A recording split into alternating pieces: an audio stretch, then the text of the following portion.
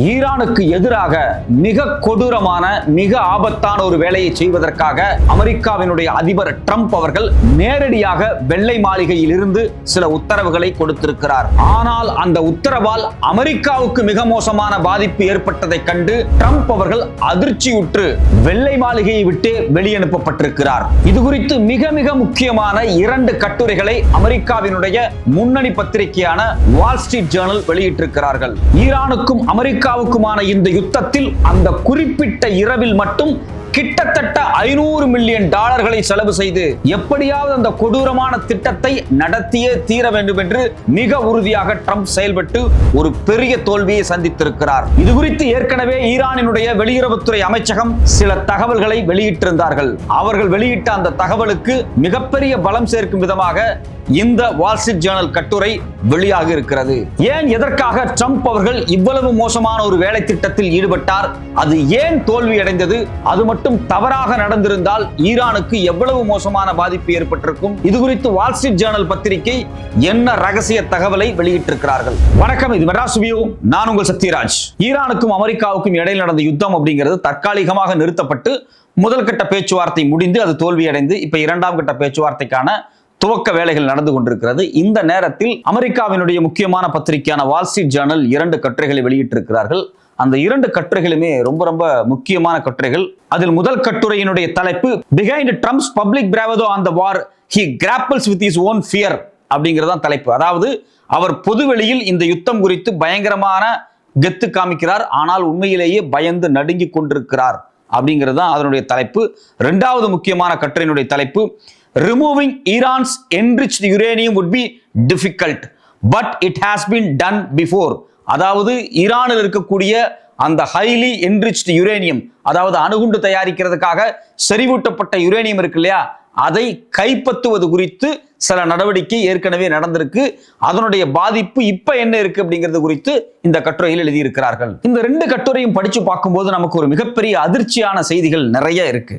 முதல்ல என்ன விஷயம் அப்படின்னா, கடந்த ஏப்ரல் மாசம் 3ஆம் தேதி என்ன நடந்திருக்கு அப்படின்னா, ஈரான்ல இஸ்ஃபகான் நியூக்ளியர் டெக்னாலஜி சென்டர் அப்படிங்கக்கூடிய அணுசக்தி உற்பத்தி கூடம், அந்த இடத்தை மையமா வச்சு ஒரு பெரிய ஆபரேஷன்ஸை யார் நடத்தி இருக்கிறாங்க அப்படின்னா, அமெரிக்காவினுடைய மிக மிக மிக சக்தி வாய்ந்த போர்ப்படை நடத்தி இருக்கிறாங்க. அந்த ஒரே இரவுல மட்டும் கிட்டத்தட்ட A-10 தண்டர் ஜெட்ஸை பயன்படுத்தி இருக்கிறாங்க, MC-130J கமாண்டோ பிளைன்ஸை பயன்படுத்தி இருக்கிறாங்க, பிளாக் ஹாக் ஹெலிகாப்டர்ஸ் பயன்படுத்தி இருக்காங்க, MQ-4 ரீப்பர் ரேடார்ஸ் பயன்படுத்தி இருக்காங்க. இது இல்லாம C-10 ஹெர்குலஸ், அது மட்டும் இல்லாம H-60 ஹெலிகாப்டர்ஸ், இது எல்லாமே பயன்படுத்தி இருக்காங்க. நமக்கு ஆச்சரியமான விஷயம் என்ன அப்படின்னா, ஒரே இரவுல மட்டும் கிட்டத்தட்ட ஒரு $500 மில்லியன் மேல செலவு செய்து ஒரு ஆபரேஷன்ஸை அந்த இஸ்ஃபகான் நியூக்ளியர் சென்டர்ல ஒரு திட்டத்தை செஞ்சிருக்கிறாங்க. எதுக்காக அது செஞ்சிருக்கிறாங்க அப்படின்னா, அங்க இருக்கக்கூடிய ஹைலி என்ரிச்ட் யுரேனியத்தை திருடுவதற்காக அமெரிக்கா இந்த வேலையில் ஈடுபட்டதா அப்படிங்கக்கூடிய ஒரு கேள்வி வருது. ஏன் இந்த கேள்வி வருது அப்படின்னா, ஏற்கனவே ஈரான் ஃபாரின் மினிஸ்ட்ரியினுடைய ஸ்போக்ஸ் பர்சன் இஸ்மாயில் பகேயி ஒரு விஷயத்தை சொல்லியிருந்தார். Operation was a plot to steal enriched uranium, அதாவது ஈரானில் இருக்கக்கூடிய அந்த இஸ்ஃபகான் நியூக்ளியர் டெக்னாலஜி சென்டரில் இருக்கக்கூடிய என்ரிச்ட் யுரேனியத்தை திருடுவதற்காக ஒரு ஆபரேஷன்ஸை இவங்க முயற்சி பண்ணியிருக்கிறாங்க அப்படிங்கிறாங்க. எப்பன்னா இது ஏப்ரல் 3ஆம் தேதி. அந்த அன்னைக்கு நமக்கு செய்தி பொதுவெளியில கிடைச்ச விஷயம் என்ன அப்படின்னா, நாம இது குறித்து அப்பவே ஒரு வீடியோ போட்டிருந்தோம். US F-15E ஈகிள் விமானத்தை ஈரான் சுட்டு வீழ்த்தியது. அதில் இருந்த 2 பயணிகளும் கீழே பாராசூட்டில் குதித்து விட்டார்கள். ஒருவரை அமெரிக்கா கைப்பற்றி விட்டது, காப்பாற்றி விட்டது, இன்னொருவரை தேடிக்கொண்டிருக்கிறோம். இந்த செய்தி வெளிவந்துச்சு, நம்ம வீடியோ கூட போட்டிருந்தோம். அந்த இரவுல மட்டும் கிட்டத்தட்ட 5 விமானங்களுக்கு மேல அந்த குறிப்பிட்ட ஸ்பாட்ல தேடிக்கிட்டே இருந்தோம் அப்படின்னு சொன்னாங்க. அந்த 5 விமானங்களும் ஹெலிகாப்டர்களையும் ஈரான் சுட்டு வீழ்த்தினாங்க. மிகப்பெரிய ஆபரேஷன்ஸ், பல ஆயிரம் கோடி செலவு செஞ்சு ஒரு ராணுவ வீரரை காப்பாத்துறதுக்கு அமெரிக்கா முயற்சி பண்ணுதா? அமெரிக்கா இவ்வளவு பெரிய நல்ல நாடா, அவங்களுடைய ராணுவத்தை இந்த அளவுக்கு மதிக்கக்கூடிய நாடா அப்படின்னு எல்லாம் ஒரு பெரிய கேள்வி வந்துச்சு. அவங்க இவ்வளவு பெரிய தூர ராணுவத்தை மதிக்கக்கூடிய நபர்களாக இருந்தால் இந்த யுத்தத்தையே துவங்கி இருக்க மாட்டாங்க. ஆனா எதுக்காக இவ்வளவு செலவு பண்ணி ஒருத்தரை காப்பாற்ற முயற்சி பண்ணாங்க அப்படிங்கும் போது சில தகவல்கள் இதனோட ஒப்பிட்டு பார்க்க வேண்டியதாக இருக்கிறது. உண்மையிலேயே அந்த ஆபரேஷன் எதுக்காக துவங்கப்பட்டது, அப்படி இந்த பர்டிகுலர் பைலட் அந்த ஏர்மேன் சிக்கிட்டார் ஈரான் கையில் அப்படின்னா, அவர் வாய் திறந்து பேசினார் அப்படின்னா உண்மையிலேயே அமெரிக்கா மாட்டிக்கும். ஏன்னா இவங்க இஸ்ஃபகான் சென்டரில் இருக்கக்கூடிய என்ரிச்டு யுரேனியத்தை திருட வந்திருக்கிறாங்க அப்படிங்கிற செய்தி அப்படின்னு வெளிவரும்போது இது இன்னுமே மோசமான பாதிப்பை ஏற்படும். ஏன் அப்படின்னா இந்த என்ரிச்டு யுரேனியம் அப்படிங்கிறது ஏதோ மொபைல் ஃபோன் கிடையாது. அங்கே கிடக்குது போய் எடுத்துட்டு வந்துடலாம், இல்லை இங்கே இருக்குது போய் எடுத்துட்டு வந்துடலாம் அப்படிலாம் கிடையாது. அது யுரேனியம். இவங்களே சொல்றாங்க அமெரிக்கா 60% என்ரிச் ஆயிருக்கு அப்படிங்கிறாங்க. இன்னும் 2-3 வாரம் ஆச்சுன்னா அதை அணுகுண்டா மாத்திர அளவுக்கான சக்தி இருக்கு அப்படிங்கிறாங்க. அதுல ரேடியோ ஆக்டிவ் பாதிப்பு வர்றதுக்கு எல்லா வாய்ப்புமே இருக்கு. அது மேல குண்டு போட்டாலும் சரி, அதை தாக்கி அழிச்சாலும் சரி, அதிலிருந்து வரக்கூடிய கதிர்வீச்சு கோடிக்கணக்கான மக்களை ஆயிரக்கணக்கான ஆண்டுகளுக்கு நேரடியாக பாதிப்பை ஏற்படுத்தும். அந்த கதிர்வீச்சு தன்மை வெளிவரும். இதை எதையுமே பொருட்படுத்தாம ஏதாவது ஒரு சாகசம் செஞ்சு அப்படியே அமெரிக்கா மத்தியில் ஒரு மிகப்பெரிய நல்ல பேர் வாங்கி உலகத்தின் மத்தியில பாருங்க நாங்க யுரேனியத்தை கைப்பற்றிட்டோம் அப்படின்னு சொல்லி ஏதாவது ஒரு விஷயத்தை செய்யறதுக்கு முட்டாள்தனமாக அமெரிக்கா முயற்சி செய்திருக்கிறதா அப்படிங்கிற கேள்வி வந்திருக்கு. குறிப்பாக இந்த வால் ஸ்ட்ரீட் ஜேர்னல் பத்திரிகையில் ஒரு விஷயத்தை சொல்றாங்க. வெள்ளை மாளிகையில கண்ட்ரோல் ரூம் அப்படின்னு ஒன்று இருக்கு. கண்ட்ரோல் ரூம்ங்கிறது வேற ஒன்றும் கிடையாது, சிச்சுவேஷன் ரூம்னு சொல்லுவாங்க, அந்த வார் ரூம்னு சொல்லுவாங்க. அதாவது ஏதாவது முக்கியமான ஆபரேஷன்ஸை அமெரிக்க ராணுவம் நடத்தும் போது அமெரிக்காவினுடைய ஜனாதிபதி, துணை ஜனாதிபதி, வெள்ளை மாளிகை அதிகாரிகள் இவங்க எல்லாம் உட்கார்ந்து பார்ப்பாங்க. அமெரிக்காவில் 2 முக்கியமான ஸ்பாட்டு, ஒன்று வெள்ளை மாளிகை, இன்னொன்று பென்டகன். பென்டகன் அப்படிங்கிறது டிஃபென்ஸினுடைய தலைமையகம். அப்போ டிஃபென்ஸ் தலைமையகத்தில் உட்காந்து டிஃபென்ஸ் செக்ரட்டரியா இருக்கலாம், இல்லை சிஐஏனுடைய டைரக்டரா இருக்கலாம், இவங்க எல்லாம் உட்கார்ந்துருப்பாங்க. வழக்கம் போல ஜனாதிபதி, துணை ஜனாதிபதி இப்படிங்கக்கூடிய பொலிட்டிக்கல் சர்க்கிள், செனட்டர்ஸ் எல்லாருமே என்ன நடக்குது அப்படிங்கிறத அந்த வெள்ளை மாளிகையினுடைய அந்த சிச்சுவேஷன் ரூம்ல, வார் ரூம்ல உட்கார்ந்து பார்த்துக்கிட்டு இருப்பாங்க. அப்படி அந்த யுரேனியத்தை கைப்பற்ற போவதற்கு இவங்க ஒரு படையை அனுப்பிச்சாங்க இல்லையா, அந்த படை இஸ்பகானுடைய 30-40 கிலோமீட்டர் சுற்றளவில் அந்த விமானம் தாக்கப்பட்டிருக்கு. அதுல இருந்து ஆட்கள் விழுந்திருக்கிறாங்க.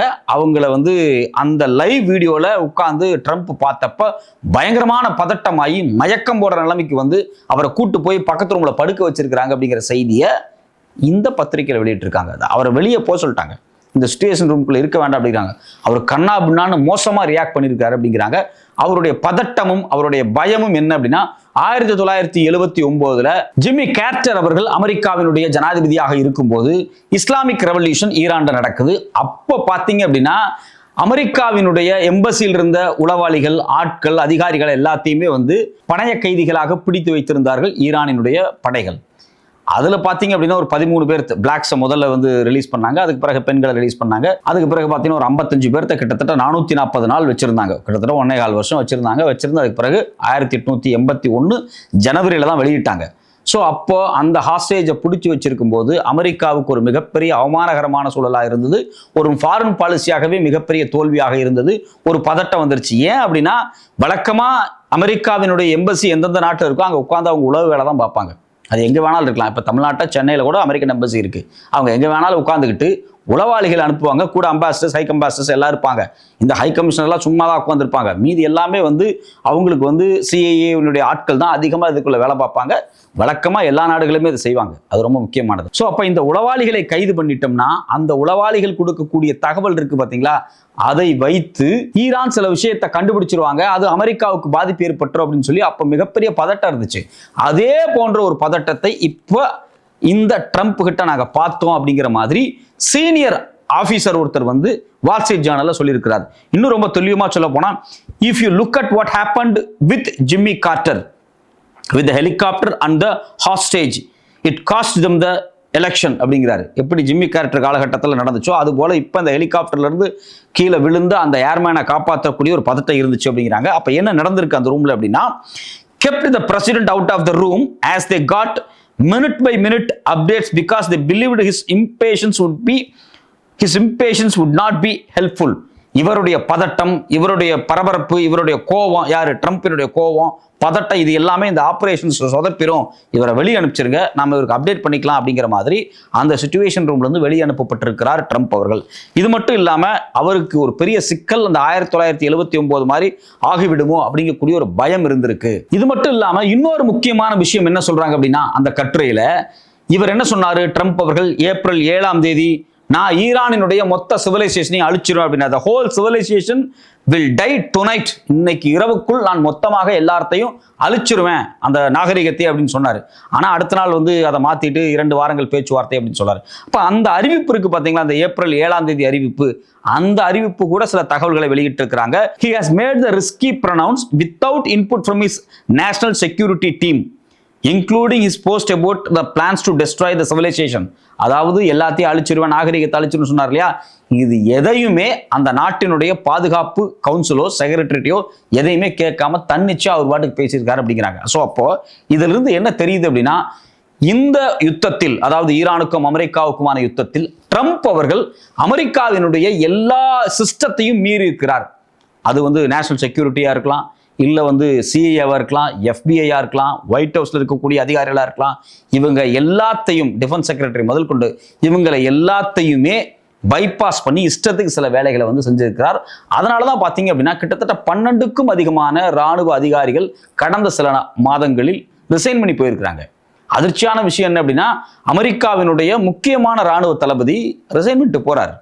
அவர்கிட்ட கேட்குறாங்க, நீங்கள் ட்ரம்ப்பை பைத்தியகாரன்னு சொன்னீங்களா அப்படின்னு கேட்டப்ப, அப்படியெல்லாம் நான் சொல்லலை, ஆனால் அந்த கருத்துக்கு நான் மறுப்பு தெரிவிக்க மாட்டேன்னு சொல்லியிருக்காரு. அப்போ என்ன அர்த்தம்னா, அமெரிக்காவினுடைய இராணுவ அதிகாரிகளே ட்ரம்ப் அவர்களை பைத்தியம் அப்படின்னு சொல்லியிருக்காங்க. அது மட்டும் இல்லாமல் கவுண்டர் டெரரிஸ்டினுடைய இன்டெலிஜென்ஸ் ஹெட்டாக இருந்த முக்கியமான ஒரு பொறுப்பாளர் ரிசைன்மெண்ட் போகும்போது இந்த யுத்தத்துக்கு அமெரிக்காவுக்கும் எந்த சம்பந்தமும் கிடையாது, இது இஸ்ரேலினுடைய சதி அப்படிங்கிற மாதிரி அவர் பேசிட்டு போனார். அதாவது அமெரிக்காவினுடைய உளவு அமைப்புகள் எல்லாம் என்ன சொல்றாங்க அப்படின்னா, ஈரானால அமெரிக்காவுக்கு எந்த பிரச்சனையும் இல்லை, ஆனா இஸ்ரேலுக்கு பாதிப்பு. இஸ்ரேல் இந்த யுத்தத்துல ட்ரம்ப் இழுத்து விட்டுருச்சு, ஆனா அமெரிக்காவுக்கே விருப்பம் இல்லை அப்படிங்கிற மாதிரி சொல்றாங்க. அமெரிக்கா வேற, ட்ரம்ப் வேற மாதிரி அவருடைய பேச்சுக்கள் இருந்துச்சு. சரி, இது மாதிரி யுரேனியத்தை போய் திருடுவதற்கு, கைப்பற்றுவதற்கு இதுக்கு முன்னாடி ஏதாவது அட்டெம்ப்ட் நடந்திருக்கா?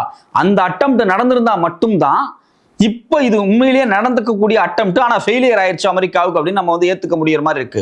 இந்த கட்டுரைகளோட சில விஷயத்த சொல்றாங்க. ஆபரேஷன் மிட்நைட் ஹேமரை பத்தி சொல்றாங்க.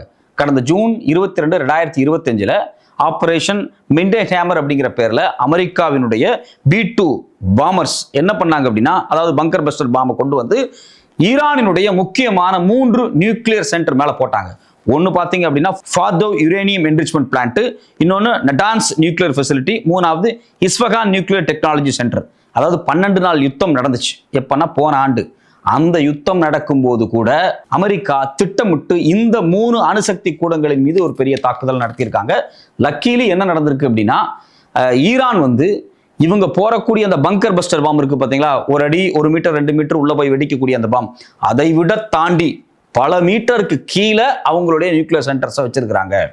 ஸோ அதனால இந்த பங்கர் பஸ்டர் பாமால எந்த பாதிப்புமே ஏற்படலை. இவங்க என்ன சொல்றாங்க அப்படின்னா, ஈரான் அணு ஆயுதம் வச்சிருக்கு, அல்ல அணு ஆயுதத்தை நோக்கி நகர்த்துறாங்க, அதை நாங்கள் தடை பண்றோம், அதை நாங்கள் இடிக்கிறோம் அப்படிங்கிறாங்க. இயல்பான ஒரு கேள்வி என்ன அப்படின்னா, உண்மையிலேயே யுரேனியம் 440 கிலோ என்ரிச் பண்ணப்பட்டு அந்த இடத்துல தான் இருந்துருந்துச்சு அப்படின்னா என்ன ஆயிருக்கும்? அந்த பங்கர் பஸ்டர் பாம் வெடிச்சது அப்படின்னா அவ்வளவுதான்.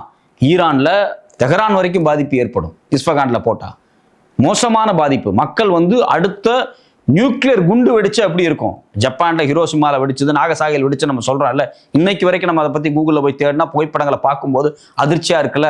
அது மாதிரி மோசமான ஒரு வேலையில இவங்க ஈடுபட்டாங்களா அப்படின்னு ஒரு கேள்வி வருது. ஒண்ணு, யுரேனியம் இருக்குன்னு தெரிஞ்சே நீங்க அடிச்சீங்களா? அப்படி யுரேனியம் இருக்குன்னு தெரிஞ்சே நீங்க அடிச்சீங்க அப்படின்னா ரேடியோ ஆக்டிவ் வெளியே வந்துச்சுன்னா அது ஈரான் மட்டும் இல்ல, சுத்தி இருக்க நாடு எல்லாமே பாதிக்கப்படும். துருக்மெனிஸ்தான் இருக்கு, உஸ்பெகிஸ்தான் இருக்கு, கஜகஸ்தான் இருக்கு, எல்லா நாடுமே இருக்கு. அந்த பக்கம் ஓமன், அது மட்டும் இல்லாமல் சவுதி, கடலை தாண்டி அந்த பக்கம் அவ்வளவு நாடுகள் இருக்கு. இது குறிப்பாக இந்த நியூக்ளியர் பிளான்ட் எல்லாமே கடலோரங்கள் இருக்கு. அது மேல ஒரு மிகப்பெரிய தாக்குதல் நடத்தி அது ஒரு ரேடியோ ஆக்டிவ் கதிர்வீச்சு வெளியே வந்துச்சுன்னா காத்துல பறந்து அது பக்கத்தில் இருக்கக்கூடிய தேசங்கள் மேலேயும் போய் படும். குறிப்பாக அந்த கடல் பகுதியை பயன்படுத்த முடியாது. பெர்ஷிய வளைகுடாவே மிகப்பெரிய சிக்கலுக்கு உள்ளா இருக்கும். அப்போ இவ்வளவு மோசமான ஆபரேஷன்ஸ் நீங்க செஞ்சீங்க. அப்போ யுரேனியம் இல்லைன்னு தெரிஞ்சு நீங்க செஞ்சீங்களா, இல்ல யுரேனியம் இருக்கு அப்படின்னு தெரிஞ்சு நீங்க செஞ்சீங்களா? ஸோ இது மாதிரியான பல கேள்விகள், மனித உயிர்களையே அழிக்கக்கூடிய மோசமான கொடூரமான நடவடிக்கைகளில் ஏன் இவர்கள் ஈடுபட்டார்கள் அப்படிங்கிற கேள்வி இன்னைக்கு வரைக்கும் இருக்கு. ஸோ அப்போ நீங்க ஏற்கனவே இத்தனை ஃபெசிலிட்டிஸ் மேல கொண்டு போட்டிருக்கிறீங்க, இது வரைக்கும் 8க்கும் அதிகமான நியூக்ளியர் சைட்ஸ் மேல கொண்டு போட்டிருக்கிறீங்க. இப்போ பார்த்தீங்க அப்படின்னா அந்த என்ரிச்டு யுரேனியத்தை எடுக்க நீங்க முயற்சி வேற பண்ணிருக்குங்கிற செய்தியும் இதுல கிடைக்குது. அப்ப அதை எடுக்கும் போது ஏதாவது விபத்துக்கள் நடந்து ரேடியோ ஆக்டிவ் வந்துருந்துச்சுன்னா என்ன ஆகும்?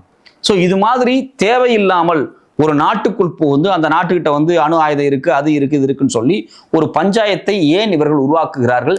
இது மனித குலத்திற்கே விரோதமானதா இருக்கு. இப்ப அமெரிக்கா யுரேனியம் வச்சிருக்கு, ரஷ்யா யுரேனியம் வச்சிருக்கு, ஏன் இஸ்ரேல் வச்சிருக்கிறாங்க, ஜப்பான் வச்சிருக்கிறாங்க, இந்தியா வச்சிருக்கு, பாகிஸ்தான் வச்சிருக்கு, பிரெஞ்சு வச்சிருக்காங்க, எல்லாருமே வச்சிருக்கிறாங்க.